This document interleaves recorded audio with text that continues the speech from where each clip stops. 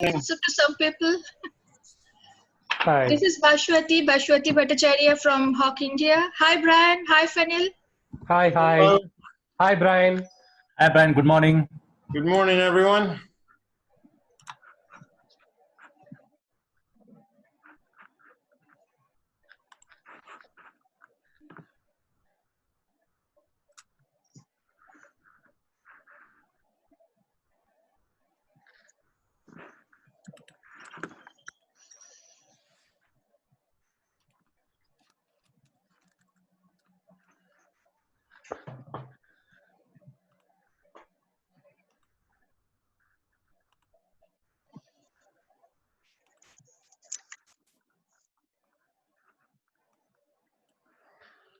Ideally, Ahmad should be joining now, but yeah, in case if he's getting late, we will just wait for another few minutes and we'll start.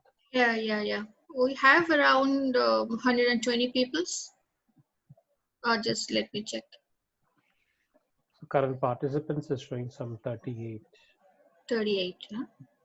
Okay.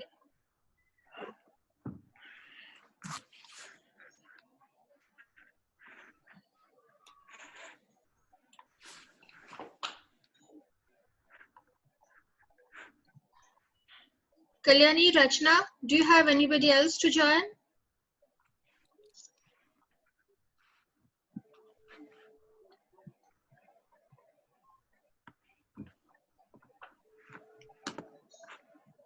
I think it is better to wait for 5 minutes because that's right. Yes. India standard time. That's true. Is Ahmed joining? He should be joining. I'm trying to get him on the line. Okay. I'm present. Hi, finally. I know this has nothing to do with the topic for today, but since we're waiting and talking about people being on time, I know from experience there's a direct relationship between how far you have to go and how late you are. And I know that I used to, when I lived in Moscow, I used to attend a church that was actually right across the street from my apartment. And so it took me 3 minutes to get there.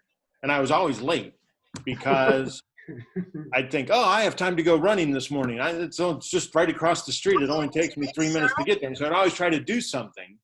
And then because it was so close, I always ended up late because it was so close. But if you have to go for an hour, you know you have to leave at a certain time, and you know it takes an hour to get there and all of that.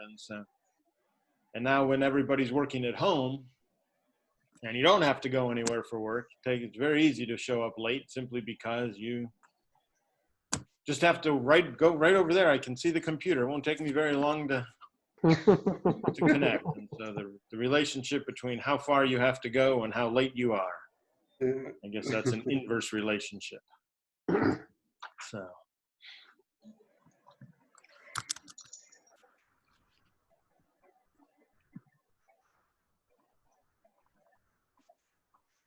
Good morning, Kiran.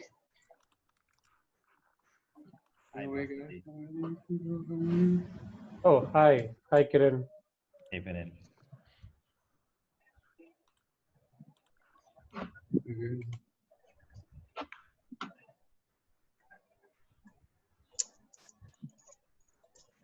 Can the audience hear us when we're talking, or this is like a private talk?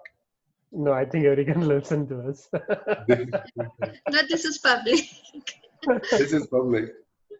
Are you implying that you would have something different to say if it was public or private? 100%. We gotta be careful. Well, You know? that is always one of the dangers when you answer the phone on speakerphone. If the person doesn't know that they're on speakerphone. Yeah, those are the scary ones.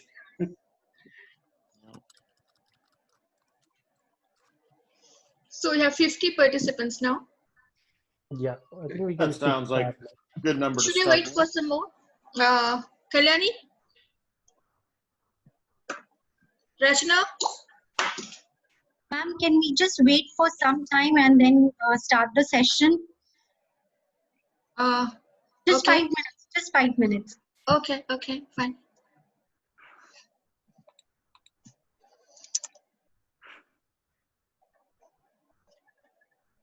Brian, your recording studio is at your home? Yes. Yeah, I can see the same background. That's why I asked you. Well, it's actually, I'm not in my studio right now. This is actually, what we did is painted the whole wall of the office that color. Oh, yeah. And so all the camera equipment is a little further over there, but so this is just sitting at my computer today, not a recording, not in the studio itself. Not in the studio. Okay. Yeah. Meeting you first time, even though I've seen a lot of your videos. Well, that's probably the case for a number of people here today. First time to see me live. I actually just had somebody who studied, I think it was both CMA and CPA with us, and passed both exams. And just recently, it's been a year or so since he passed the last one. He just wrote and said, I missed the videos. Well, that's very nice of you to say that. I don't believe that's actually true, but I know that I spend a lot of time with people. That's great. In a very passive way, but an important way, as people are preparing and watching all of the videos. And so, Yes, today, Brian, finally we can start. Since this is live today, I don't have the advantage of stopping and starting over again if I make a mistake. So I guess I need to get it right the first time today. That'll be a new pressure on me.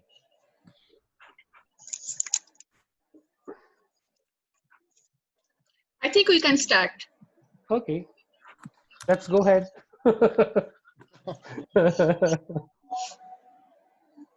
So first of all, let me thank from IMA side, thank you HOCK India and Brian, especially to be part of this call. And ideally the purpose of this call to ensure that we are reaching and informing everyone about CMA benefits and how can we work together, how can we have support together.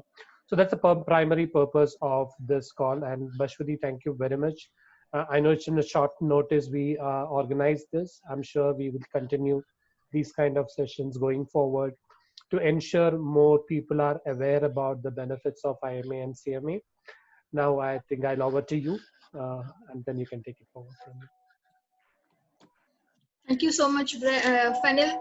So I would like to welcome you all, Fanil, Ahmed, and Brian, to this webinar of IMA and HOCK India. So our first speaker is Brian, and he will be, giving you some idea about that, because we all know about him, so, and his contributions. So we don't need to emphasize on that, but he will give you a rough idea on HOCK CMA and the contribution of HOCK in creating CMAs for the last 20 years. Well, thank you very much, Baswati. I want to say, Ahmad, it's good to see you again, and I know we've done this before, and we'll do it again as we have the pleasure of putting these together. One nice thing for you, Ahmad, this is completely new content from me, and so you won't have to listen to something that you've heard me say in a previous setting, and so we try to keep it kind of new. What I'm talking about today and sharing with you is what it is and the role that HOCK plays in creating CMAs. And as Baswati said, we've been doing this for 20 years. The first time I taught a CMA class was, I believe, October 28th of the year 2000. And so we're coming up on literally 20 years that I've been teaching CMA. We'll pretend I did a little bit of preparation before that first class. And so this is something that we've done for a long time. We have a lot of experience. And in that time and experience, we've learned a lot about what it is that a candidate needs to do to be successful. Obviously, everybody who's taking the CMA exam has a goal of passing the exam. And so part of this whole discussion comes down to, once you've decided that you want to become a CMA, what is it that you need to do to become a CMA, and how it is that we can help you, how it is that HOCK International is able to help you do that. And so I guess we just need to understand, I'll say at the very beginning, the most important thing you need to do to be successful in the exam, any exam, no matter who it is that's providing the material for you, the most important thing you need to know is why you're taking the exam. And I've talked about this in other places, there's videos about this, but I just very briefly go through this. if you don't know why you're taking the exam, you will probably fail. And the reason for that is because this is a difficult exam. It's going to take a lot of hours to study, a lot of evenings, a lot of weekends. And if you don't know why you're doing it, you won't do it. One of the things when I would teach classes and actually interact with people on a weekly basis is sometimes they'd say, oh, I didn't have time to study this week. And I'd say, oh, hey, did you watch the soccer game last night? Oh yeah, it was a great game. And I'd say, well, see, you did have time to study. You just chose to do something else with the time that you had available to study. And so if you don't know why you're taking the exam, it's very easy to watch the soccer game, to go to the park, to do this, to do that, to spend time. It's very easy to do something besides studying. But when you know why you're taking the exam, it becomes very easy to actually study and to put in the time to do that. And so what we're talking about here today is how it is that we can help you become a CMA. And the first thing that I want to say, and this is perhaps a very strange place for me to start talking about this topic, but I want to say at the very beginning that HOCK is not the only provider that is able to help you pass your exams. We're not. I'd like to say we are, but we're not. There are other material providers in the market. There are other classroom providers in the market that are able to help you pass your exam. It's not that we have something unique. It's not that we have something nobody else has. There are others who do it. And this is simply because there is a very set and specific syllabus. And the IMA does a spectacular job with their syllabus. The CMA exam syllabus is perhaps the best syllabus of any of the syllabuses that I've seen because it's so detailed and specific. And that's going to come back to what I'm talking about here today in terms of your preparation. But even though it's not normal marketing to talk about your competitors and to say that the other players in your market are able to do the same thing you are, the fact of the matter is that they are. If you have Gleim material, if you have Wiley material, you have the materials that are necessary for you to pass the exam. You don't have to decide to purchase second sets of material just because you didn't buy HOCK the first time. But having the materials is really only part of the preparation process. Now, the thing that we need to remember about this is that the CMA exam is a very passable exam. It is absolutely realistic for you to expect to pass the exam. It is a very passable exam.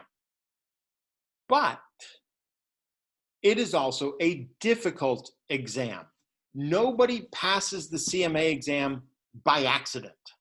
Nobody is able to simply register for the exam, buy the materials, set the materials on their desk, look at those materials periodically, just look at the books and pass the exam. That doesn't work. So no matter what materials you have, you actually have to use those materials if you want to pass the exam. No matter what class provider you have, you choose, you actually have to go to class. You actually have to do the homework. You actually have to put in the time if you want to pass the exam. So the CMA exams are absolutely able to be passed, and you can pass them. But as I said, the exams are not easy to pass.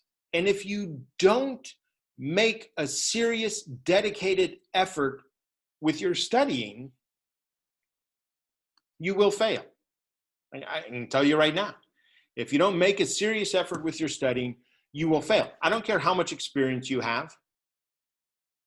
I don't care how good your university education is. If you have a master's in accountancy, your PhD in accountancy, if you don't study and prepare specifically for this exam, you will fail. Okay? So you have to prepare. You actually have to use all of those materials, and actually studying is how you're going to do this. Now, I said that there's a lot of materials that can help you pass. But what you need to make certain is that you choose materials that will help you pass. They may be able to, but you need to make certain that they are going to be able to help you pass your exam. And so even though there's a number out there that can, you need to make certain that you choose the materials for you properly, and you make a very good decision about that. Now, here's kind of this whole study process. The general study plan, you can look at different places, is 150 hours per part. Okay, so 150 hours per part, so 300 hours in total. And so if we take 300 hours in total, that's essentially 8 weeks of full-time study, which means you're going to be spending 8 weeks, 8 work weeks with your study materials. And so you need to make certain that those materials are going to do what it is that those materials need to do for you. Now, I understand that there's a lot about learning styles, and some people prefer to learn by watching, some people prefer to learn by reading, some people prefer to learn by doing questions. That's fine. But all the providers, the main providers, have a textbook if you want to learn by reading. They have videos if you want to learn by watching. And we all have questions if you want to learn by doing questions. And so part of what you need to make certain is that if you learn by watching, you like the videos. Now, if you purchase our videos and use the HOCK videos, you're going to look at me for a long time. You're going to watch my videos for a long time. If you don't like the way I teach, if you don't like our videos, if you don't like the sound of my voice, if you don't like the fact I wear a white shirt, then don't buy our videos, because our videos aren't going to help you actually study and pass the exam. Just having videos isn't the decision that you need to make. If you want to learn by watching videos, you need to make certain that the videos you're watching are videos that you are actually going to watch, that you're actually going to be able to pay attention to, that you're actually going to be able to learn from. If you want to learn from a textbook, that doesn't mean you just pick up any textbook. You need to look at the textbook to make certain it meets the way you like to read, the way that you read the best, the way you learn the best. There's different styles to the textbooks. The HOCK textbook is known to be a little bit more, I don't know if in-depth is the right word, but not as many bullet lists, more explanations, more in-depth explanations. We'd start a little bit earlier in the learning process than the other review materials. And so before you just decide, I'm going to buy a textbook and pick any textbook, you want to make certain that it's the textbook that is going to work with you. So we're still back to the question about how it is that HOCK helps you pass the exams. And I've spent the first few minutes here talking about the fact that there's other companies that are able to provide materials that will allow you to do that as well. But as I said, we need to focus on choosing the right ones for you. So in thinking about this, in terms of what it is that HOCK does to help you pass the exams, how we contribute to CMAs being successful, I've been thinking about, I like to think that our videos are better. I like to think that our textbook and all, you like to think that our materials are better. And maybe they are. That's up to you to decide whose materials are the best for you. But I think one of the things that we work on very hard at HOCK to help you is to help you have confidence. Confidence in your materials and confidence in your preparation is going to allow you to go into your exam with confidence. And that confidence when you're taking the exam is absolutely critical. Okay, you need to have that confidence. Now, here's the situation. Let me give you a little situation and show you why being confident in your preparation is so important. There's 100 multiple choice questions on the exam. And I know from talking to everybody and taking the exams myself many, many years ago, that no matter how well prepared you are, no matter how, you could spend 600 hours studying for part one. No matter how well prepared you are, there are going to be a few questions on the exam that you read the question and you just think to yourself, wow, I don't know that. I don't remember reading that. I don't remember Brian ever talking about that. You read the question and you have no idea what that question is about. Now, it's very possible that it was in the videos, it was in the textbook, and you just don't remember. But that doesn't matter. The matter is, you sit down and you look at the first question on the exam and you say, no idea. So you follow the good guidance and you choose an answer. You guess B, and you mark the question and you move on to question number 2. And you read question number 2 and you have no idea about question number 2 either. Maybe you have a little bit of an idea. It's a little bit better than question number 1. But here's the situation. You are now sitting down and you've looked at the first 2 questions on the exam and you're worried. You don't know the answer to these 2 questions. So if you are not confident when you go into the exam, you think, well, maybe I'm ready, maybe I'm not, I'll just go and see. If that's you going into this exam without a lot of confidence, at this point, after you've read those first 2 questions, you're done. You're going to fail. Not because you don't know the content, but because mentally in your mind, you've just given up. You say, well, I guess I wasn't prepared. 2 questions and I don't know the answer to either one of them. Clearly I'm not prepared. I'm going to fail the exam. And once in your mind you say, I'm going to fail the exam, you will. But the reality is, maybe those are the only 2 questions on the exam that you're going to have any doubts about. The other 98 questions, you're going to read it and say, I know exactly what that is. I remember that. Here's the formula. Here's the calculation. Here's the correct answer. So if when you go into the exam, you are confident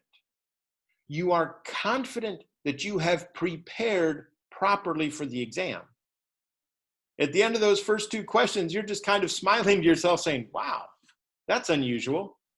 What are the chances that out of all my preparation, 2 questions are not going to be good for me? But you're confident that you understand the material, you've covered the material, and so you are confident that you're going to get question number 3 correct, and number 4, and number 5, and number 6, and so on. So having confidence as you walk in to take the exam is critical. It's very, very important for you to actually be ready to pass your exam. So what it is that HOCK does is we give people confidence. And the way we give confidence is hopefully from the very, very beginning. The first time that you come in contact with HOCK, you should hopefully get the understanding that we've done this before. You're not an experiment for us. We've helped for 20 years. We've gone through changes in the exam syllabus. When I took the exam, there were 4 parts to the exam. When I took the exam, there was CFM as well. And now we have 2 parts to the exam, and there is no CFM. We know what it is we're doing. One of the things I like to say is that when you ask us a question, well, we've already heard that question. We already know all of the common questions, which means when you ask one of those common questions, we're able not only to answer that question that you asked, but we know what the next 2 questions you're going to ask are as well, and we're able to answer those questions before you ask them. And I was thinking too that we've been doing this so long that even the uncommon questions, the questions we don't get very frequently, we've answered before. Because we have that experience. We know what it is that we're doing. We answer your questions at the very beginning. We want to make certain that a candidate chooses the right qualification. And so when somebody writes to us and says, hey, I'm interested in CMA, I'm interested in CIA, we ask, what is it you want to do? We want to make certain that this is the right certification for you. Because if it's not the right certification for you, then you're never going to have confidence as you go through your preparations, because in the back of your mind, you're going to be studying and think, why am I studying this? I don't think I'm ever going to use this. Why should I be studying this exam? So we help you get that confidence by helping you make certain you're studying the right exam for you. Nobody wins if you're studying for material or studying for an exam that you're never going to actually use. One of the ways I think that we help you be the most confident in your study materials is the guarantee that we give. We're the only provider in the market that has a guarantee like this that we call the You Pass or We Pay guarantee. And it's very simple. If you use our materials and fail the exam, your actual exam, we will pay for you to take the exam again. We will pay the registration fee for you to take the exam again. Because the way I look at it is, if I provide you materials and you actually use those materials, okay, we measure that by watching the videos and doing the questions. If you actually use those materials and fail, well, that's at least partially on me. And I am confident in my materials that if you use them, you will pass. And so hopefully, if you know that I am that confident about my materials, you can be that confident about them too. One of the ways we look at this is in the question of how much does it cost to become a CMA? Well, there's two elements to that. There's the cost of preparing, the cost of the materials, the classes, and then also the cost of the registration. And so when somebody asks us, how much does it cost? We say, well, this is the cost if you pass each exam the first time. But every time you fail and you have to retake an exam, it becomes more and more expensive. But with our guarantee, what we're able to do is to make that potential variable cost of the exam that gets bigger each time you fail, we can make that exam a fixed cost. Because you pay for the materials and we will pay for you to retake the exam if you fail it. That's on us, that's not on you. And so those potentially unending costs of passing the exam become fixed, because that's how confident we are in our materials, and we give that confidence to you as well. And another way I think that sometimes people have doubts about the materials, and it's particularly easy with the CMA exam, is when you read something in your book that's not on the syllabus, or you see something that's on your syllabus that's not in the book. Well, as I said, we've done this before, and we know that the syllabus is very accurate and very detailed. And so if it is on the syllabus, it's in our book. If it's in our book, it's on the syllabus. We get questions from people who have two providers of materials, and they say, this content is in this provider, but you don't have it in your materials. And oftentimes the answer to that question is, well, with the new syllabus in 2020, that topic was deleted from the syllabus. We deleted it from our textbook. Everybody else should have too. And so you know, as you're going through your content, that if you're studying with HOCK, you are studying the actual current syllabus. Because we take out the stuff that's not in the syllabus anymore. We add the stuff that is added to the syllabus. And so you know with confidence that what you're preparing for is the exam that you're actually going to be taking. Not the exam that the provider wishes was being tested, not the exam that used to be tested, but the exam that is being tested right now. And so as we go through this, and as I was thinking about what it is that we can provide, what it is that we give, and how it is that we help candidates prepare and pass, it's through that confidence. We have a study guide now. It's called Pass Map, because as the name indicated, it's your map to passing. You put in the date you want to take the exam, and it takes all the study units and tells you when you need to complete them. And we know that sometimes life happens while you're studying. you get married, you move, you get a promotion, you get a new job. Well, change the date of your exam, and it changes all of that scheduling for you in the system, because we want you to know that as you go through PassMap step by step, when you get to the end, you are prepared to pass. And again, one other thing that we do to help you with that confidence is we answer every question you ask. We say we provide unlimited support, and we do. Now, I know that most candidates, many candidates, never ask a question. Yeah, you study and you pass the exam, and that's absolutely fine. But anytime you have a question, whether it's about how to calculate some number or a specific question you didn't understand why this was the right answer and that was not the right answer, if you have a question about whether or not you're studying properly, ask us. We're here to help. This is what we do. Sometimes people, oh, I'm so sorry for asking so many questions. Don't apologize for asking so many questions. That's great, because it means that when you get to the end, you're going to be ready. You're going to be confident, because every question you've had along the way has been answered. And if every question you've had along the way has been answered, then you don't have any questions at the end. You're comfortable, you're confident in your knowledge of that exam. And what you're going to be able to do then is go into your exam and be ready if that situation happens where the first two questions aren't the ones you wanted, aren't the ones that you wanted. You're going to be okay. You're going to say, hey, I know that. I know this exam. I'm comfortable. I'm confident. These are just those two questions that are always going to be there whenever it is that we're taking an exam. And I'm done with them. The next 98, I'm ready for, and I'm going to pass. And so to kind of bring this back to full circle, there are a lot of materials out there, well, a handful of providers that provide materials that will allow you to pass the exam.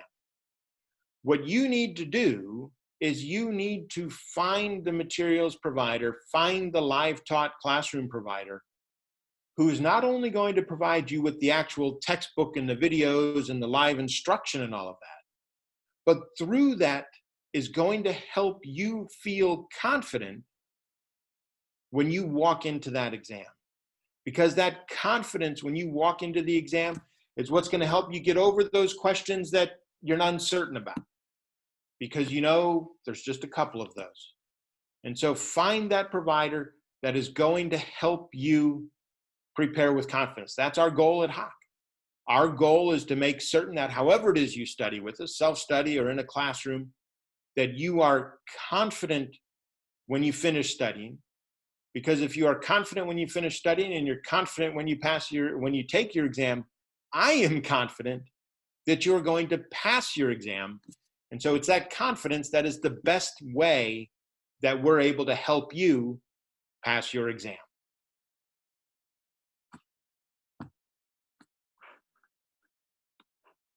And that's everything that I wanted to say.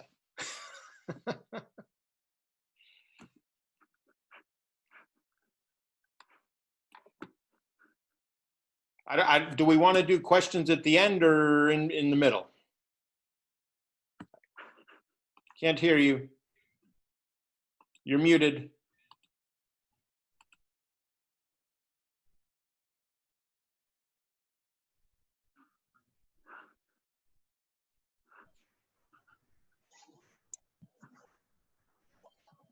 Paswadi, are you? Oh, Can you okay. hear me? Now we can, yes. Hi. Yes. Yeah, please. Yeah, thank you. And our next speaker for the day, Mr. Ahmed Maklati. He's a director, regional partner relationship. He works with all the partners in the entire Middle East, India region. Ahmed, over to you. Okay, thank you very much, Fano. Brian, thank you so much. It's really a pleasure being with you on this webinar. Of course, this is not the first webinar that we do together, and it's not the first time that we talk. IMA and HOCK International have a long, extended relationship. It goes years and years back, and we truly believe in HOCK material. It's known for its high passing rate and we do a lot of webinars with the HOCK International, and we do a lot of activities with the HOCK because we strongly believe in the material. We strongly believe on the objective of getting more CMAs out there. And we don't only work with HOCK International in India. We work with HOCK International all over. We work in Egypt, in the UAE, in Sudan, and in India, of course. So our relationship, it goes way back, and it's global. It's not only territory specific. Well, so thank you so much, Brian. I mean, for helping these guys making their dream come true, because with the CMA certification, we know very well it's a lifetime changer. And between the IMA and HOCK, we're all about changing people's lives with the CMA certification. And by the way, I mean, get into the notion what Brian has mentioned, like why. You need to ask yourself why. This is very important. And I would like to note over here that the accounting and finance profession itself has been dynamic. I mean, for a long period of time, we have seen it is changing, every few years. If we want to start talking about how it was originally, introduced to the accounting and finance community, it was labeled by bookkeepers. And that title evolved into accountants, and then it evolved into auditor, then it evolved into a management accountant. And nowadays, what is really required, especially in these days, we're all living in a very difficult, circumstances, unprecedented before. It's required a business partner. This is what CMA is all about, being a business partner, somebody who will be able to help with the decision making. This is very important. Unlike other professions. Now, if you want to ask yourself, why the CMA? Why not other certification? This is all, it goes up to you, where you want to be with your career. There are other professional certifications out there. If you feel yourself that you want to be in the auditing field, then I will highly recommend the CPA or the CIA, being very frank with you guys. CPA, Certified Public Accountant, or the CIA is Certified Internal Auditor. Those are excellent professional certifications, but they are more on the auditing side. They're not on the management accounting side. If we're talking about management accounting and being a business partner that will help the upper management with the decision making, then I would say CMA. If you want to be a professional in the investment management field, I would say a CFA. But if we're talking about somebody who's going to be developing, implementing, managing, and reporting, and also support the creation of value, then this is the CMA, Certified Management Accountant. Unlike the CPA, once again, is more on the audit and the tax, and it's focused on compliance. But when then we're talking about CMAs, we're talking about those that drive the business performance with companies. I mean, they're heavily counted on. Those, they are more on the strategic level, that they can coordinate among all the different departments. We're talking HR, IT, marketing, human resources, and they make sure that everything is aligned, okay, in order to reach the overall objective of the company itself. We're talking about those CMAs, they will execute the company's strategy in numbers. This is very important. So this is the difference between like CMAs and other professional certifications, and the term why you want to be a CMA. Once again, you got to be very determined.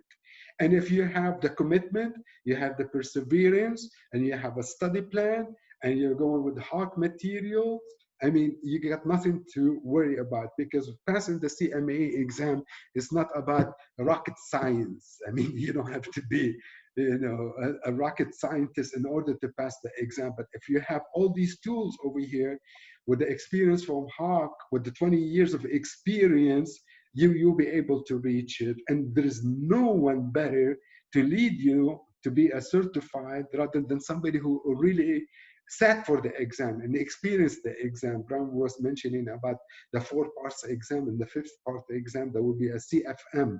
Okay, this is excellent because you can count on somebody who has sat for the exam and experienced that, and then have the right material to pass the CMA exam. Now, from the IMA side over here, just a quick review. IMA, we're a non-profit organization, and we are known for the CMA certification over here. But actually, I mean, the CMA wasn't introduced to the accounting and finance community until 1973. The association itself was established in 1919, and this recent June 2019 was celebrated our 100-year anniversary. I mean, we have a lot of things that we offer the accounting and finance community beside the CMA. We have over 500 NASPA approved courses. We have webinars. We have the IMA Leadership Academy. We have our own research department. We have our own magazine by the name of Strategic Finance. We have a network of 140,000 IMA members, they all networking with each other. And this is our focus. Our focus is to enhance the qualifications of accountant and financial professional in business. This is very important to us as a nonprofit organization. And the thing is, you know, some of you know very well the difference between academic degrees and professional certifications. When we're talking about academic degrees, we're talking about accredited you know, bachelor degree or MBA. But when we're talking about professional certification, we're talking about like CPA, CMA, CIA, CFA, CSCA, whatever the professional certification name. But you cannot compare both of them at the same level. This is academic and this is professional certification. And what's happening right now, and the trend to get, you know, ahead in your career growth, you need that combination of an accredited degree, like a bachelor degree or even an MBA, and professional certification, especially in right now in this difficult time where companies have, you know, unfortunately negatively impacted, and they're gonna need those professionals who's gonna help them regain their economic, you know, standards and their situation, and not only help them regain what they have lost in the past, but also help them get ahead in the 5 years ahead and the 10 years. And this is the difference between auditors and CMAs. Auditors, they look at the financial statements in the past, they make sure everything is accurate, tax compliance, and so forth. But when we're talking about CMAs, they don't only look into the past or the present, but also they look into the future, 5 years from today, 10 years from today, where the company is going to be at. And there is no one more qualified to talk about where the company is going to be than the CMA, not only because they are certified per se, but because they know they have the analytical skills. This is very important here, guys. When we're talking about CMAs, we're talking about those that they have analytical skills to analyze, to implement, to drive the business performance, and to get the company to its overall objectives. Now, going back to the subject of academic degree versus professional certification, from our side over here as the IMA, we make sure that the certification itself is relevant, current, and valid. And what I mean by that, every 5 years to 7 years, what we do at the IMA, we do something that's called job analysis. We talk to CFOs, we talk to top executives, top-notch companies, and we tell them what are the skills needed today in today's business complicated environment. And what we found out that IT and data analytics is very important topic. And that's why we integrated it into our curriculum as of January 2020. And of course, HOCK material is updated with the recent development by adding that topic, IT and data analytics. So we keep it relevant, we keep it current, and we keep it also valid. This is very important to us because we strongly believe in continuing education, and we know that IT, data analytics, artificial intelligence, All of those things are very important right now for the business leader, the business partner, the CMA to know about. I'm not talking about like, bookkeeping or like data entry. Those jobs, unfortunately, they're gonna be way gone. We got robots, we got the artificial intelligence. I mean, all those kind of reports, they're going to be produced by computers and robots. And for the job for the CMA is how to analyze this data. So that's why we need to make sure that our curriculum is relevant, valid, and updated as well. Other than that, I would like to tell you guys, I mean, during this difficult time, first of all, hopefully everybody is good and safe, and there is no better time right now but to pursue the professional certification, such as the CMA. If this is your passion, if your passion is management accounting, and you are in good hands, you have Baswati online with us. If you have any questions about the course itself, or how to get the HOCK material, or how to enroll in the online course and the live lecture, and wish you all the best. And I think we move on to my colleague, Fano. Thank you very much, everyone.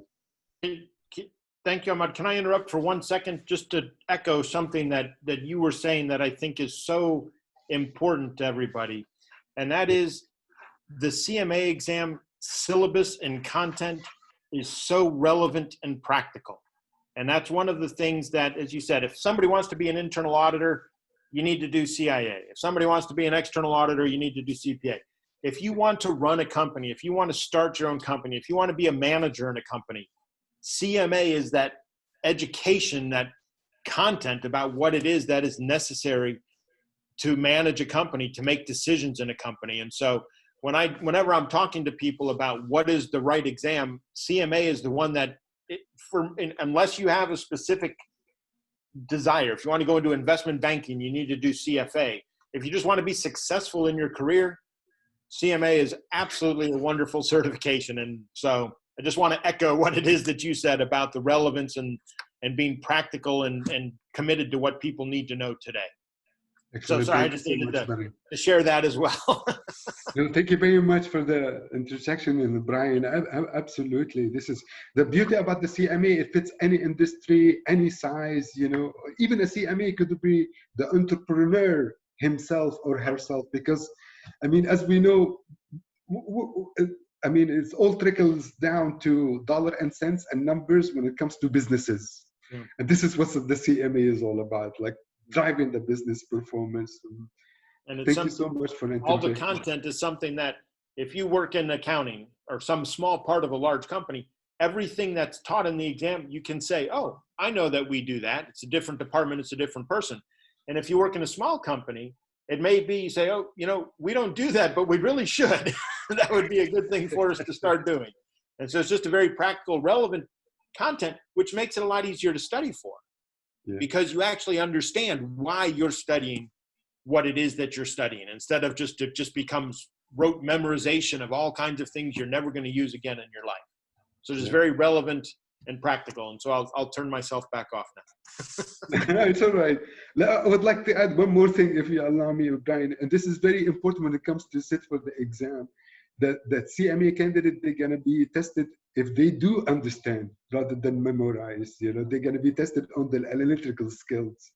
And this is where the role of, having a great material, HOCK material helps, because this is very important.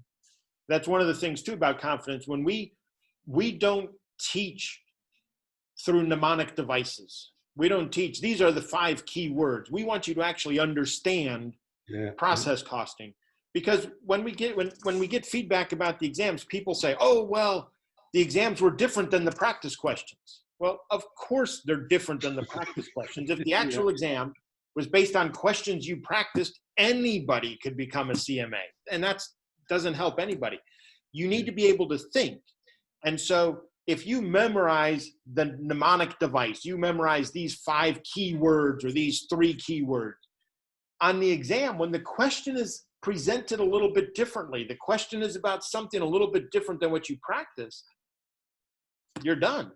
But if you understand the concept, and that's where the detail of our material is, to make certain you understand the content.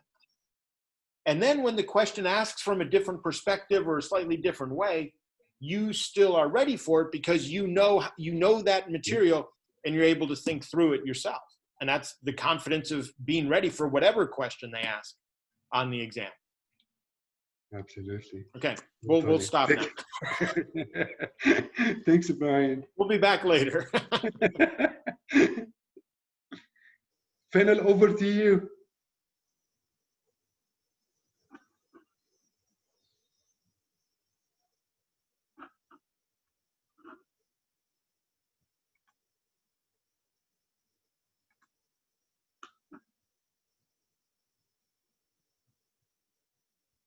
Hello, can you hear me now?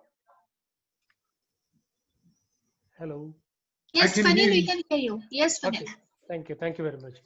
I'm sure it is very interesting to listen to Brian and Ahmed. And in fact, I think they were covering almost all the topics which I was planning to discuss in this webinar. But just to give you some inputs, I'm not sure whether everyone who is part of this webinar know about us, even though Ahmed given a brief introduction. We are a 100+ year old professional membership body now, spread across 150 countries with almost 140,000 members. We operate almost from 10+ global offices and 300 chapters. So I would like to just stress upon chapters. So these are the platform where our members comes together, they share their ideas, and it's also a platform for network with each other. So you can network with your own members in your region, as well as you have the platforms to connect across the world. So being a member or a student, when I'm preparing for my CMA, I can start connecting and networking with people. And that also can give me an opportunity to understand different perspectives about the jobs and what kind of jobs they do, and how can you prepare for your future career. Now the next question which comes to you, the question is all we are talking about, are you future ready? Now we are living in the world of technology, robotics, analytics. Do you think it is going to affect the field of accounting and finance? Almost 50% of jobs are going to get automated. And this is the most of the studies these days, if you really look at, it's all talk about the same topic. Most of the accounting jobs, which is almost 50% of accounting finance jobs, are going to get replaced. So the next question is whether CMA is a future qualification. Ahmed already covered this particular topic, but I just want to give you a small differentiation. So if you look at, there are a lot of people come and ask me whether I should go for CA or CMA. The next question can CPA or SSA or CMA. Now, my way of communicating is to you, it's like you're asking whether apple or orange is better. It's definitely, Ahmed actually mentioned the same point. It's all based on whether that is your interest area, whether that is your taste. If you are somebody interested in audit, tax, assurance, compliance, so which means you're more into evaluating the organization. They go through their ledgers, P&L and balance sheet, and showcase to the company, this is the financial position of the company. There is a management accountant, they are more involved. They are into development, implement, managing, and reporting. And they help. I used to say management accountant job starts where a financial accountant finishes job. So he look at the financial data and also look at the requirements of management and help them to bridge the gap between this. I'm not sure everyone who's participating are professionals or students, but I just like to give you another information. According to NASSCOM, what they say, only 10% of students who are completing their graduation in India are employable. So the question is, why there is a big gap between what industry looking forward and the academic comes to the picture. So that is where I look at the role of a professional body comes in. So if you look at management accountants, as Ahmed mentioned to you, management accountants are finance and accounting professionals who create value for the organization and work as strategic business partners.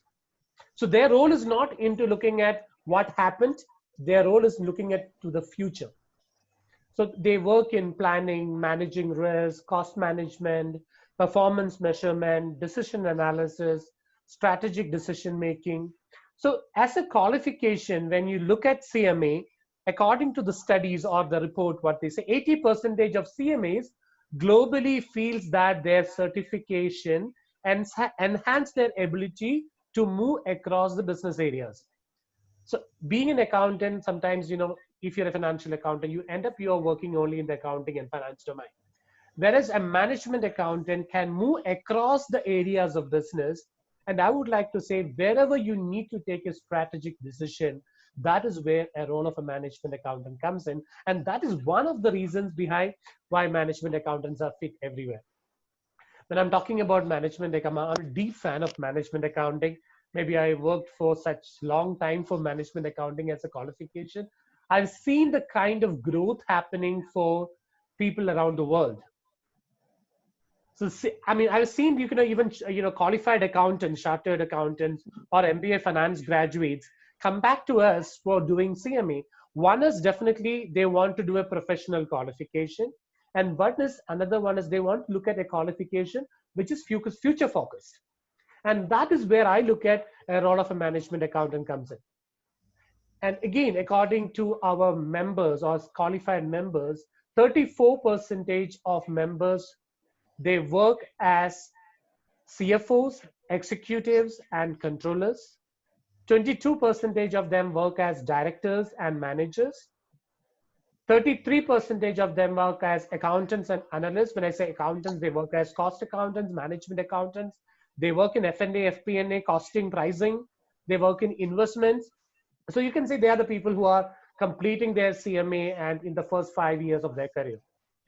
And 11% of them, they are working as practitioners, consultants, and educators for different organizations. So as a whole, if you look at CMA as a qualification can help you to move from the analytical perspective towards the decision-making level within a short span of time. Ahmed also mentioned about, the job analysis study. Every 5 to 7 years, IMA do a job analysis study. We go around the world and ask the employees around the world and members around the world, what kind of skill set you are expecting from your employees right now and after a few years' time. So we change or update our syllabus according to the industry need. And that is where we create the management accounting competency framework. Brian was mentioning about the entire syllabus is created based on certain content, which is given by IMA. So the entire qualification is created based on IMA management accounting competency framework, which covers strategy, planning, performance, reporting, control, technology and analytics, business acumen and operation, professional ethics and values, and finally the leadership skills. So one of the major reasons why people used to come back and ask me, I'm doing a qualification, why should I go for IMA membership?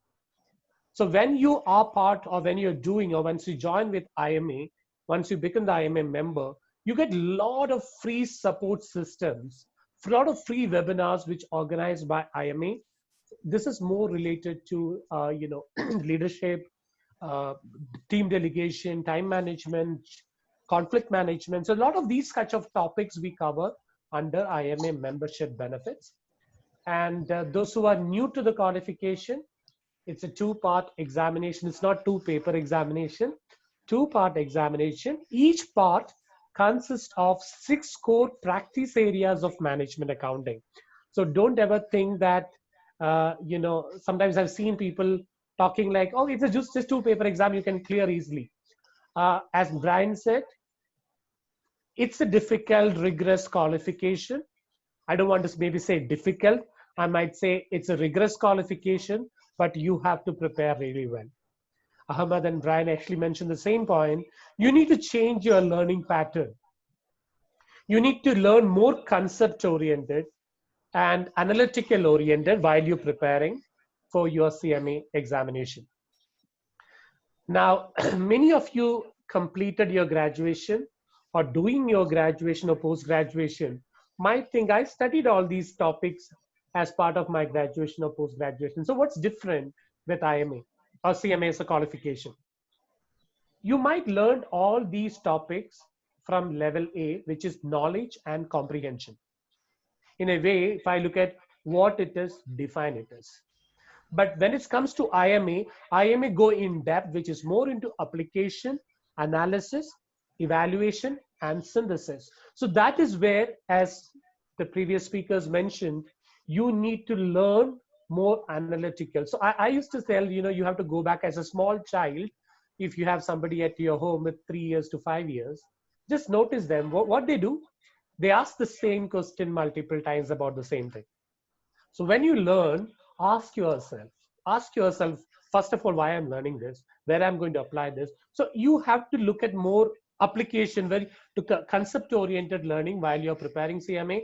And I used to say, if you can systematically prepare every day, at least 2 hours, prepare, not classes, I'm talking prepare for your CMA. It's not a difficult task to complete, because I've seen students who are just completed graduation doing their hard work and completing the CMA qualification. Again, for the people who are fresh, new to this webinar about CMA IMA, to call yourself as a CMA, you need to complete both part examination. You need to be a graduate, 2 years of relevant experience, and active membership to get your certification, which is the certificate, as well as your title, where you're allowed to use CMA along with your name. Globally, exams happen the same time: Jan, Feb, May, June, September, October. There is no difference whether you wrote the exam in India, Sri Lanka, US, UK, whichever location. It's same certification. And another question which I used to get it, whether it mentioned which country, whether you mentioned it, or if I failed in the first attempt, whether that will be mentioned in that. Now, the interesting fact, your certificates are not carrying or talking about that. So your certificate, once you complete both parts, you are a qualified CMA. And I think that's what I want to talk about. We do work with a lot of corporates.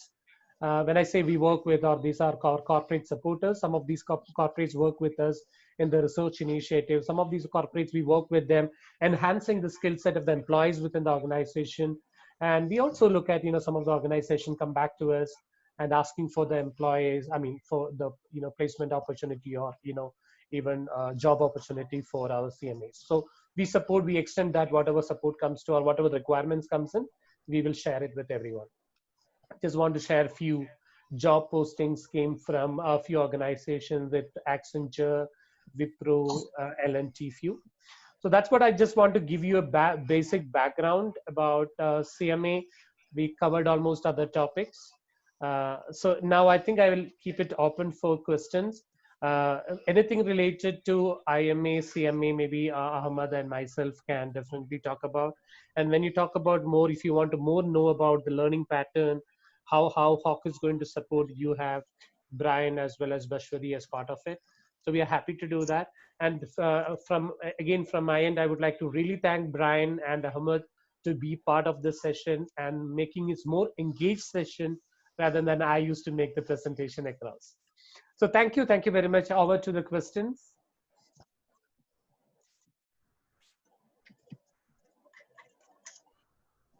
Thank you, panel. Hello, am I audible? Yes, Bashwari. Okay, so thank you, Ahmed. Thank you, Brian. Well, guys, do you have any questions to ask them?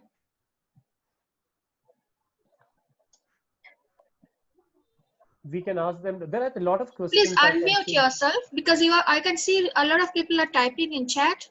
So you can unmute yourself and you can ask them. Ask your questions verbally.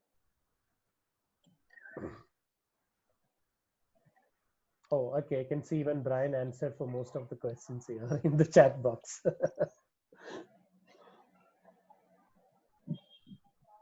The last question I was asked was whether a book helps additionally. For the most part, if you already have one textbook, you don't need a second textbook unless you just really have difficulty understanding the first textbook that you have. One of the things that you need to keep in mind is that there's a syllabus. And so every provider has exactly the same syllabus to prepare from. And so it's not like HOCK has come up with new topics that nobody else knows are going to be on the exam. We shouldn't do that. There's a specific syllabus. If you just really find the book you're reading, you don't learn anything from it, then maybe you need a second book. But if you have one book and you read it and you understand it, if you buy a second book, all you're doing is having another book that covers the exact same topic. If you are looking for something additional and you already have a textbook and a question bank from another provider, I recommend our videos would be the thing that would add value that might be worth it. Just because it's a different perspective, it's a different way of learning. But to have a row of everybody's CMA textbook on your bookshelf is not really providing you anything new. But yes, also what Swati just said, make certain it's a 2020 textbook. I could see there is one question about MOU between IMA and ICMA. Just to give you an answer, this MOU is not active now. It is almost last 2 years this MOU is not active. If you want to do CMA, you have to complete both part examination. So there is no exemptions given for anyone across the world now. You have to write both exams and clear.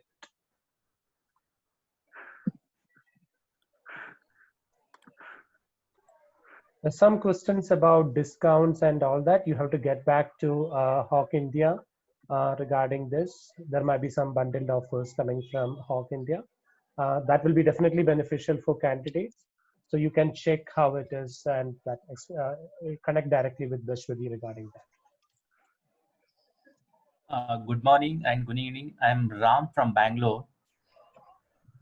Hello. Good evening. Yeah. Good evening. Yeah. Yes.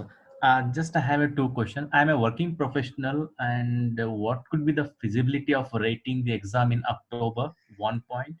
And second point is, still, don't mistake me, still people are saying that the CMA is not at all like if I'm not saying the value, I'm saying that the job opportunities in India. So the most of the people saying that out of India, the value for CMA is very good. So if you're looking for outside India, then it could be relevant, or it could be good to get a certification still. So any idea, any thoughts on this? Well, I'll address the part about whether you're ready for October. And this is a common question, how long does it take? And it's something that has to be answered personally, because you need to plan on 150 hours. Okay. And so I know that in the past few months, there have been a lot of people that have not been working as much as they were previously. And so they had a lot of time to commit each day. If you're working, you just need to first be realistic about how many hours a week you're able to study. And if it's 5, it's 5. If it's 10, it's 10. And then you're just kind of doing the math. If you can study 10 hours a week, that's 15 weeks. So we'll make that 16 weeks, which is 4 months. And so July, August, September, October, the end of October, you can be ready. But if that 15 hours or 10 hours becomes 8 hours, becomes 6 hours a week, then it's not. One of the things that I suggest people do is start studying, make a plan. The first thing is to make a study plan. I'm going to study Monday night. I'm going to study Wednesday night, whatever. Make your study plan and do it for a few weeks and see, is that realistic? I mean, it's one thing right now to sit down and say, I can study Monday, Wednesday, Friday night, and Saturday. I mean, and then it's another when it actually, life happens. And unfortunately for most of us, this isn't the only thing that we're doing. So spend a few weeks going through that study plan to see whether or not that is realistic.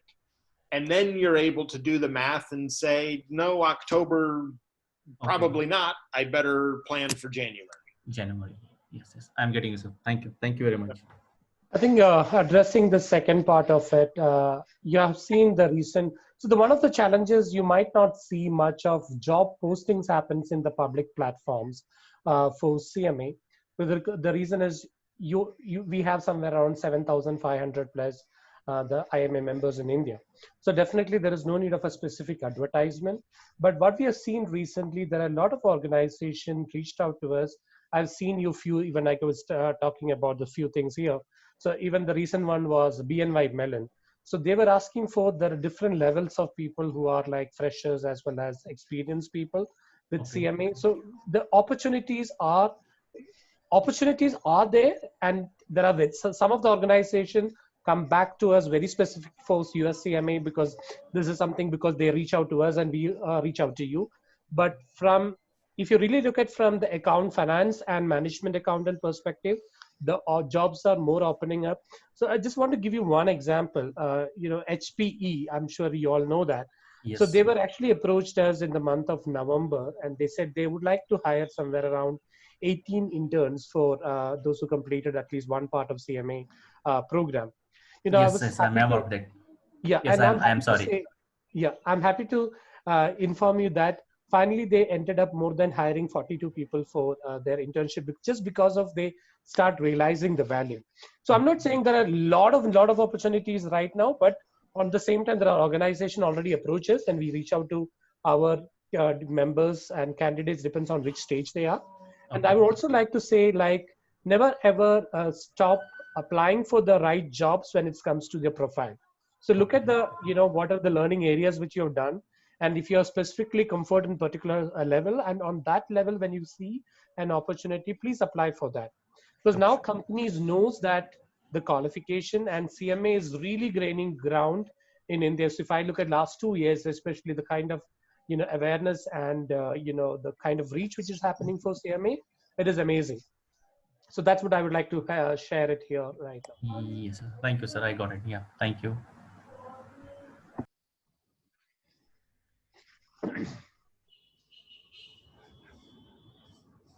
Hello. Hello. Hi, Sujay. Yeah, hi. I am Sujay this side. I just wanted to know, I have done MBA in finance major and marketing minor, and Mhm. have been working for around 6 years in sales and marketing in Forex department. But now I want to, switch to a different career, because this is not what I was looking for. I mean, I'm not enjoying a kind of, say, in this field, sales and marketing. So I did a lot of research and then landed up this CMA program. So I just wanted to know, after having 6 years of experience, do I so if I complete CMA, so do I have to start from a zero? I mean, like, or my experience will be counted if I join somewhere after a CMA? And what are the job prospects, for having experience in other field and then doing professional course CMA? Okay. Which sector you were working before? What you said? Sorry, I missed it. Forex. Forex. Okay. See, one, and you are into sales side. Yes, yes. Okay. So that is one way it is a challenging side, because if you are looking at really a shift to the entire finance and management, you might need to start somewhere, not in the beginning, maybe somewhere with experience who knows things very well, because you also comes from the finance background. But I would like to say, instead of how much you have to do, but I will tell you one thing. I'm sure CMA will help you to change your profile and move in the right direction, and if that is where your interest lies in. Okay. And regarding that job, like, do you have to will this experience will anyhow be counted while applying for a job, So or that's what I said. I If it have is to pure start as a swim? sales, no, Yeah. if you're purely on sales, that sales experience definitely, or you have to look at a job which is connecting to, looking at both side of it. It makes a lot of sense. But Okay. otherwise, that is my personal view. You might need to start somewhere, not in the fresher, maybe with certain, experience by knowing it, but definitely not directly towards, any second levels. Or that's what my feedback. But maybe Brian or Ahmed can give some more inputs on this. Or and is it the right direction MBA, going for a CMA or any other course, which, because I'm open to any professional certification and I want to give 100%. No, Sujay, your question is what is your interest area?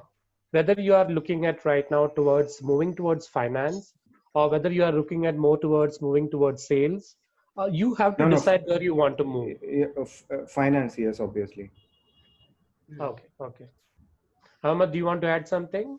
Yeah, sure. I mean, it's a great move. I mean, that's why when it comes to the educational eligibility for the CMA certification, we do not require accounting or finance. Basically, what we've done is we kept it open as long as you have a accredited bachelor degree from a university in any major. I mean, you let it, English literature or whatever the case, and you want to join the business world, we kept it open. I mean, a lot of our CMAs actually, those that they come from non-accounting and finance background, for instance, engineers, they go for the CMA certification because they want to change career and they want to, to join the business world. And yeah, when it comes to the experience for the CMA certification, it's a very simple application form where you fill out, what you have been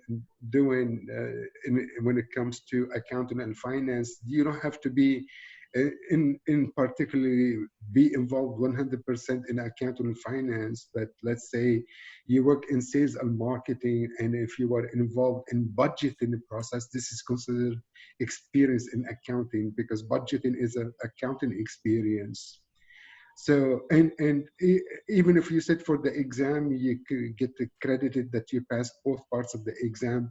If you don't have the 2 years experience, you are given 7 years of a grace period to comply with the 2 years experience. Then the certification will be extended your way. Yeah. Okay. Thank you, sir. Thank you.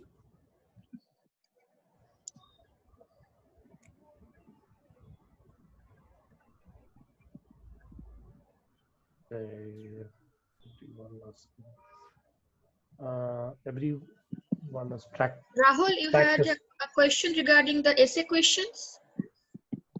Brian has answered him. Okay. I think Brian has recently done a wonderful video about it. And I won't give the link here because I don't want you all to click to watch a video, but I'll summarize, I think, the one you're referring to very, very quickly. People are all panicked about preparing for the essays and what questions are going to be on the essays. Well, here's the reality of the situation. The topics that are tested on the essays are exactly the same as the topics that are tested in the MCQs. So if you are prepared for the MCQs, you are prepared for the essays. It's not like here's a here's a syllabus for the MCQs and here's a completely different syllabus for the essays. It's the same syllabus. So if you can answer a process costing question that's an MCQ, you can answer a process costing question that's an essay. It's not different material that's being asked in the essays. It's just instead of you having to calculate and then choose the correct answer, you just have to calculate the equivalent number of units produced and write that down as your answer. So don't panic about the essays.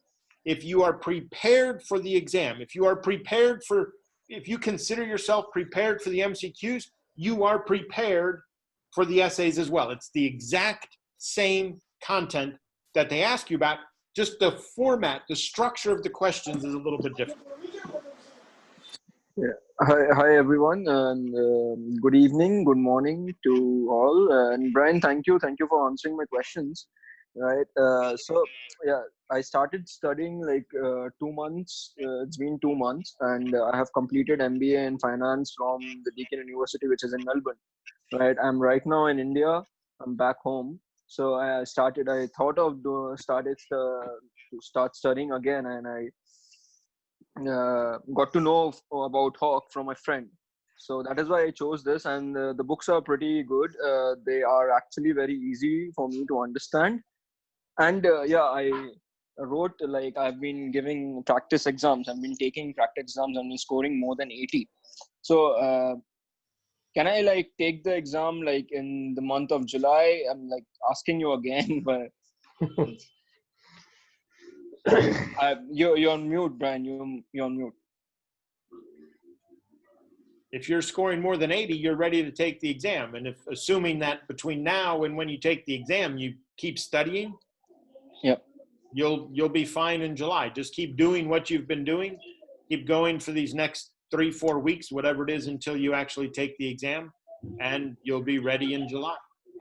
All right. Thank you. I've been trying to solve like a mock every day, right, for the past 2 weeks now. That's a lot. So I'm just a little like Yeah. I'm a little worried and tense because I haven't studied for the last 1 year now. So No, just keep going through making, you don't want to, I mean, one of the things about any professional exam is it's a big syllabus. And you start with section A and you have to get to section F. And I think sometimes what people do is as they go through, they focus on B, C, D, E, F, and you forget that there's still section A back here. And so as you're going through this, don't forget anything. When you don't need to do 3 hours of questions every day, but you want to make certain that you're getting questions from all the different sections. And sometimes too, with the textbook, what I suggest to people isn't that you read it again, but you just kind of turn the pages.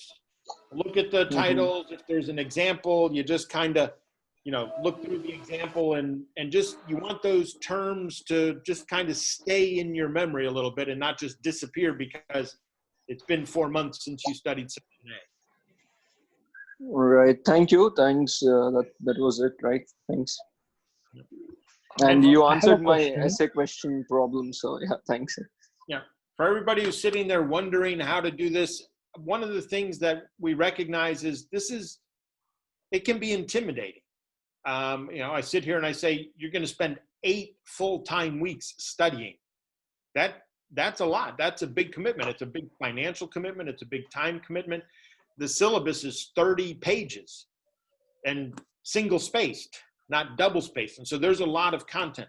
But if you have that kind of hesitation, a live taught class is a lot of specific guidance. And I know that we've got classes in India that we're starting coming up here soon. And so if you think that you want to have just a little bit more support as you're going through all of this, go ahead and contact us in India. We've got the classes. We've got that teacher support. Those teachers are available to answer questions. We're available to answer questions here. And it's just that all of that working together to give you that confidence. And I know at the beginning, it may be hard to have that confidence because it can be intimidating, but we've done it. We've done it before. We've helped all kinds of people from all kinds of backgrounds, and we can do that for you too. Just help us help you to get that confidence so you can pass the exam. And I know that our classes can do that for you too. Yeah, I like the one answer. We do have students at the age of even 50. That's true. And somebody asked how long it takes to do both parts. Rashmi. Take 300 divided by the number of hours you can study in a week, and that'll tell you how many weeks it'll take. And I guess kind of jokingly, if you are unable to divide 300 by the number of hours you can study in a week, the exam is going to be really difficult for you. I mean, that math of 300 divided by 10 is the easy part. But it's also something too, if you, like I said earlier, if you think you can study 10 hours a week, try it, because you may not be able to. And also, studying shorter periods of time is better. For example, if you study 2 hours, you learn X amount of material. If you study 4 hours in a row, you don't learn twice as much. I mean, you still learn more, but not twice as much. And so if your strategy is, I'm going to study every Saturday for 10 hours, I'm sorry, but your Saturdays are going to be terrible. I mean, I wrote the book, I Am the Videos, and even I get bored after a few hours. And so better to do 2 hours 4 nights a week than to do 10 hours in one day. And it's just a matter of being realistic about what it is that you're able to study in a week. And I understand the week when your spouse and kids are on vacation and you're home by yourself, you can study a lot, but that's not every week. And so it's just a matter of being realistic and having that plan. And one thing too, and getting back to the idea of confidence, if you're studying, I strongly encourage you to have a detailed study plan of when during the week you're going to study. And I've made videos about this. I've talked about this in other webinars, but here's the thing. If you don't have a study plan, okay, you don't, I mean, if I say I'm going to study Tuesday night, Thursday night, and Saturday morning, I know that's when I'm studying. So Wednesday night, I don't have to think about studying because I know Wednesday night's not my study night. It's not Tuesday night, it's not Wednesday night, it's not Saturday morning. I don't need to study. And so having that study plan helps you enjoy all the other hours of the week. I mean, I don't know, 24 times 7, there's 168 hours in a week. You're going to study 10 of them. If you have a specific study plan of when you're going to study, that enables you to enjoy the other 158 hours of the week. But if you don't have a study plan, you always are thinking, oh, I could study tonight. It's Wednesday night, I could study. Thursday night, I could study. Friday night, I could study. And it just weighs on you all the time. So do yourself a favor. Do your spouse and your children a favor. Make a study plan and say, Tuesday night, Thursday night, Saturday morning, whatever time it is, know when you're going to study so you can enjoy all the time during the week when you're not studying. Thank you, Brian.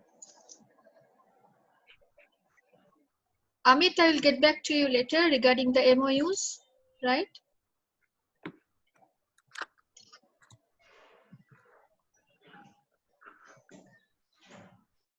Okay, so do you have any other question?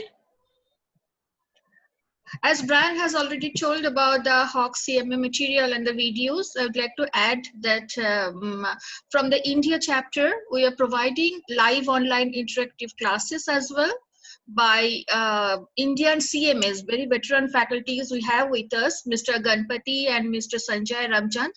So they will be teaching you every day from Monday to Saturday. Every day the timing is 9 p.m. to 10:30. So it's as Brian has said, it's not like only Saturday, Sunday 4 hours. It's every day a little bit of dose we give you so that you can digest it better. So that way we'll be teaching you, and just like the HOCK materials, even this live online support is unlimited until you pass both your papers. So in order to get the facility of the materials as well as the classes, you can contact us in our website or in our email ID, which is already given, info@hockindia.com. And anything else you can ask me, or you can ask Fanil regarding something of regarding something IMA or regarding the HOCK CMA materials. Any other question do you have? Vaishnavi? Reshma? Good evening, ma'am. I have a question. Yes, please. How does pursuing CMA help in taking up business forward? Simran, right? Yes. Yeah, Simran. So, Fanil, would you like to answer it? How does CMA helps in taking the business forward? So it's already mentioned, I think, in the chat box already. So Yeah. when you actually look at the CMA subjects, it's all about, helping you to take the right strategy or the right decision. So if you look at any basis of, like I used to say, like if your parents might have a business and if you want to scale it up, or if you want to even take a business decision, before that, if you want to really evaluate that, CMA as a qualification really help you to look at from that, 360 degree to take the right decision. We have a lot of consultants and even business owners who are completed CMA and running their own organ. I don't know, and let me see whether I can share one screen. 1 minute.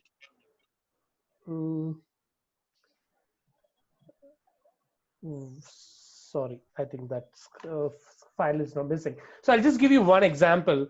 Last year, a student from Bangalore, one of the university, she cleared both part examination. She was doing her graduation, and she's now started her own company. The interesting fact now, she's a secretary of Bangalore chapter. She got selected as young professional member from India, one of the member from India out of 5 people across the globe.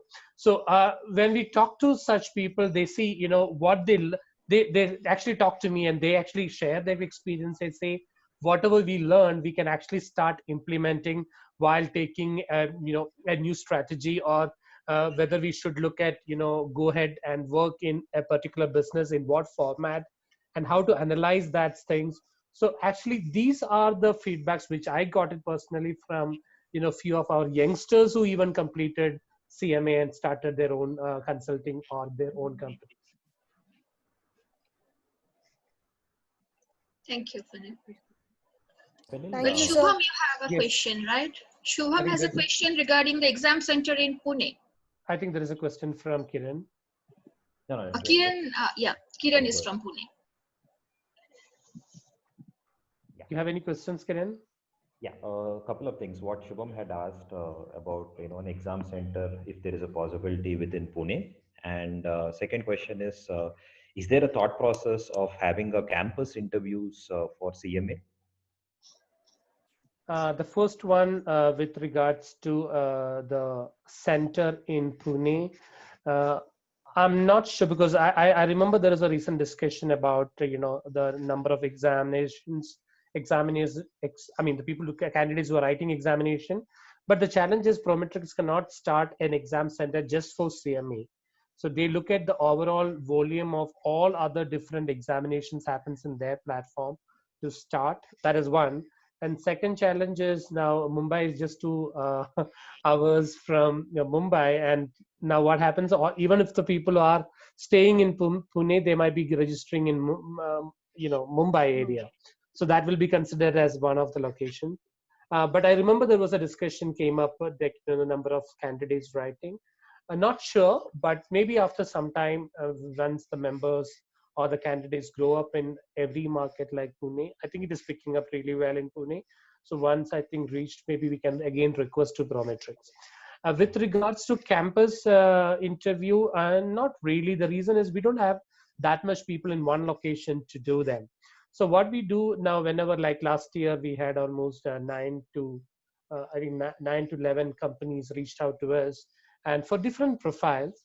So when we get that profiles, we communicate through our partners as well as directly to the candidates. So that is one reason we always request our partners as well as our candidates to please like our IMA social media pages. Most of these things we usually present it in the social media. Right. Yeah. Thanks. Thank you so much. Thank you, Kiran. Nice question.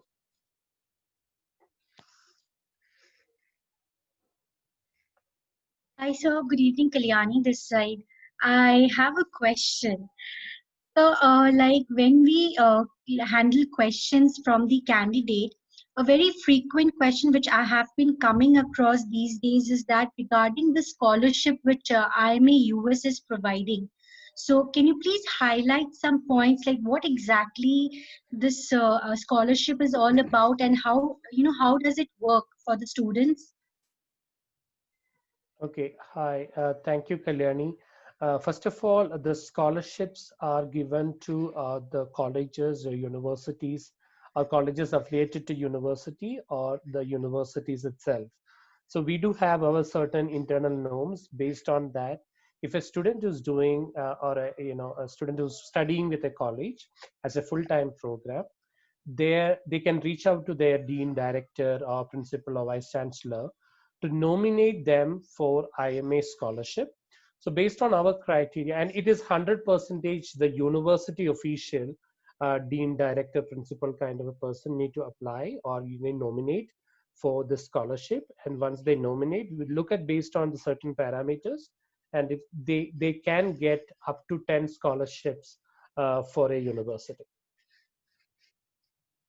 So like, is it that the scholarship which the college will be nominee, is it for one student, or like they need to have minimum numbers? No, they can even come back with one student. Yeah. Okay. Okay. Thank you, sir. Thank you. And Kalyani, I think you can reach out to me if you have any further question. I can help you or can guide you. But definitely, this is not for a provider, but this is a particular support system given for the university and colleges. Fine, sir. Thank you. Thank you. Thank you, Kalyani.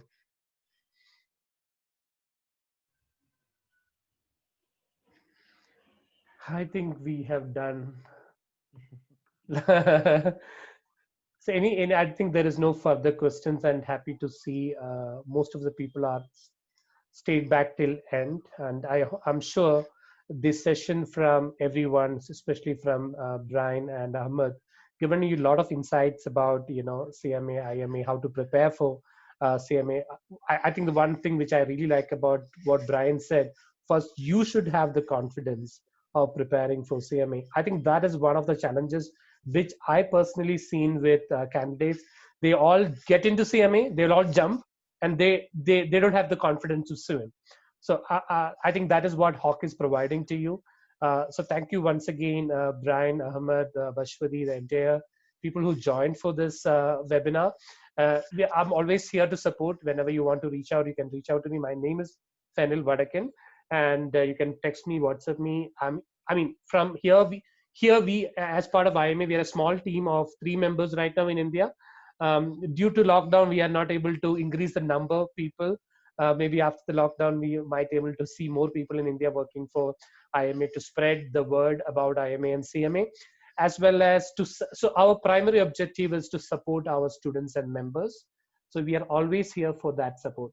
And HOCK India, Bashwadi very closely was working with me, and I mean, we used to have interactions, say that, okay, how can we support more the candidates? How can we ensure more results? So because at the end of the day, long term, if you really look at the success of any partner, any students is based on the the success of the candidates. I think that's the first and foremost which we need to look at. If you confident about HOCK can give you that, please start working with them and complete the CMA program. We are happy to look at more CMAs in the market. Thank you so much, Fenil. Thank you, everyone, for attending. Thank you, everyone. You Thank take you, care. Brian. Be safe. Thank you, Ahmed. Our pleasure.